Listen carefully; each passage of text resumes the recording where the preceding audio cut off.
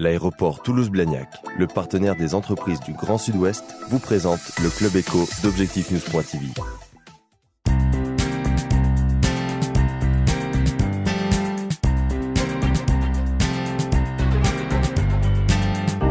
Bonsoir à tous, Daniel Luciani est l'invité ce soir du Club Éco d'Objectif-News.tv. Bonsoir. Bonsoir. Vous êtes PDG de l'agence ICOM, mais ce soir vous intervenez en tant que cofondateur des ateliers du développement durable, un événement que vous avez créé.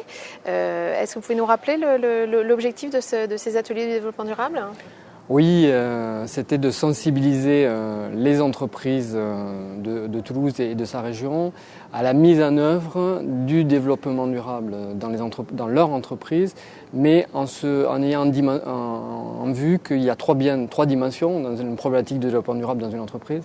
Il y a le sujet des RH, comment les RH, le management peut aider à l'intégration du développement durable dans les entreprises. Il y a le sujet environnement, avec Indigo, le sujet RH étant traité souvent par Merlin, le sujet environnement avec Indigo. Donc comment, avec l'environnement, mettre en œuvre des actes concrets dans l'entreprise. Et la communication, puisqu'on se rend compte que dans l'entreprise, le développement durable, s'il n'est pas appuyé par des actions de communication pour entraîner ou embarquer en interne ou en externe, eh bien on perd un effet levier important. Voilà. Donc l'idée, c'était de sensibiliser les entreprises à mettre en œuvre dans leur organisation des actions de développement durable. Donc les prochains ateliers auront lieu le 29 mars et cette fois vous avez décidé de vous intéresser plus particulièrement à l'innovation dans le développement durable, c'est-à-dire quelles sont les problématiques ? L'innovation, parce qu'on se rend compte qu'aujourd'hui on est rentré dans les problématiques de développement durable et de responsabilité sociétale. On commence à voir les effets concrets, comment les entreprises mettent en œuvre des actions dans leur entreprise. Et donc se pose maintenant la question de comment innover pour aller plus loin. Comment innover pour faire des ressources humaines responsables de l'entreprise. Comment innover pour mettre en œuvre des actions respectueuses de l'environnement ou réduisant l'impact des gaz à effet de serre. Comment innover pour faire passer des messages. Donc il nous a semblé important de montrer comment l'innovation pouvait être un levier de développement durable. Et même on va démontrer que l'innovation peut être un levier, mais c'est souvent le développement lui-même qui est un levier d'innovation dans les entreprises. D'accord, donc là on ne parle pas forcément d'innovation technologique, mais plutôt dans la vie de manière générale de l'entreprise. Et je voyais quatre thématiques, et notamment, par exemple, le développement durable n'est-il pas la vraie source d'innovation ? Vous avez invité des experts Oui, cette fois-ci on change un peu la formule des ateliers de développement durable. Jusqu'à présent nous avions des ateliers en open innovation, en open space, où on fait participer et produire les participants eux-mêmes.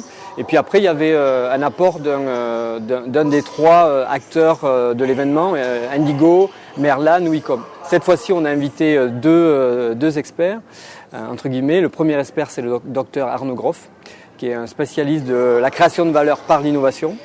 Et lui va nous montrer qu'effectivement, l'innovation, c'est bien, ça va au-delà d'une source un levier pour le développement durable. Il va même démontrer que c'est le développement durable, c'est la responsabilité sociétale dans les entreprises qui peuvent être leviers d'innovation en fait. Parce que soit par contrainte, soit par opportunité, le fait de prendre en compte le respect de l'environnement, le respect de la dimension sociale, le respect de l'ancrage territorial, le respect de la dimension économique, eh bien c'est source d'innovation. Et que l'innovation, elle n'est pas que technologique, elle peut être organisationnelle, évidemment, elle peut être sociale, elle peut être évidemment technique, mais que si on se dit que le développement durable est une source d'innovation, eh bien du coup, ça ouvre plein de possibles à l'entreprise. Voilà. Plutôt que de dire l'innovation est nécessairement technologique, donc moi je ne suis pas dans la techno, donc je ne fais rien, quoi. Est-ce que vous avez le sentiment que les entreprises ont une conscience pratique aujourd'hui des enjeux du développement durable ? Autrement dit, est-ce qu'il y a une réflexion au-delà du coût de ce que ça représente pour un chef d'entreprise ? Alors, La dimension du coût est toujours présente. On est dans le rapport économie-écologie. Mais si le point d'entrée est l'économie, puisque en rentrant dans une démarche, par exemple, de réduction énergétique, du coup, effectivement, ça va faire un gain économique pour les entreprises et du coup, un gain écologique. Ce gain économique et gain écologique, aujourd'hui, c'est certainement la dimension sur laquelle les entreprises achoppent le plus et sur laquelle elles agissent le plus. Voilà. Mais on voit petit à petit que la responsabilité sociétale, que le développement durable, ça devient en fait un outil de management, ça devient quelque chose qui s'intègre à la stratégie de l'entreprise. Et du coup, petit à petit, en tout cas pour celles qui sont déjà rentrées depuis un moment ou celles qui ont déjà structuré, organisé leur démarche, on voit que c'est en train de faire transformer leur modèle économique, que ça fait naître de nouveaux produits, notamment tous les produits liés à l'éco-conception, que ça fait naître de nouveaux services en termes de services écologiques, de services sociaux. Donc on voit que ça commence à transformer les organisations. Voilà. Mais on n'y va pas à pas, quoi, par contre. Merci Daniel Luciani. Donc je rappelle les ateliers du développement durable le 29 mars à la médiathèque de Toulouse. C'est un événement qui est en partenariat avec Objectif News. Et donc les inscriptions à l'adresse suivante, matinale au pluriel @objectifnews.com. Merci. Merci.